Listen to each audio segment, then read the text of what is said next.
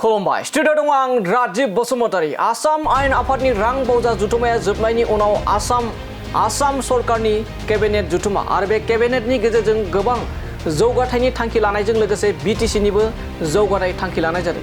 बे समाव मख'जाथावसिन दि बिटिसि जौगाथायनि थाखाय 2026-27 बोसोरनि जा एसअपिडिनि रां बावजाखौ 450 कोटी रां गनायथि होबाय आसाम केबिनेटनि गेजेरजों। लोगोसे 2026-27 मायथाइनि थाखाय जा बिटिसिनि रां बावजा बे गासै 900 कोटीमोन आरो बे 900 कोटीनिफ्राय गासै 450 कोटी रांखौ एबा एसअपिडिनि जा फान्ड बे फान्डखौ एप्रुभ खालामबाय होननानै मैयासो रायजोनि गिबि मन्त्रि डक्टर हेमन्त बिश्व शर्मा बिथाङा केबिनेटनि जा खौरांगिरि केबिनेट लाखांनायनि उनाव जा खौरांगिरि मेल लादों बे खौरांगिरि मेल लानायनि उनावनो बिटिसिनि जा एसअपिडि बाजेट गासै 900 कोटीनिफ्राय 450 कोटी रांखौ मैया एप्रुभ खालामबाय होननानै रायजोनि गिबि मन्त्रि डक्टर हेमन्त बिश्व शर्मा बिथाङा फोरमायो।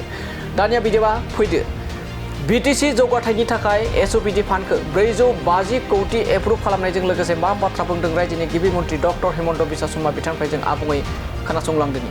আজি আমাৰ বড়োলেণ্ড টেৰিটৰিয়েল কাউন্সিললৈকে তেওঁলোকক এইবাৰ আমি বাজেটত 900 কোটি টকা দিয়াৰ প্ৰস্তাৱ ৰাখিছিলোঁ।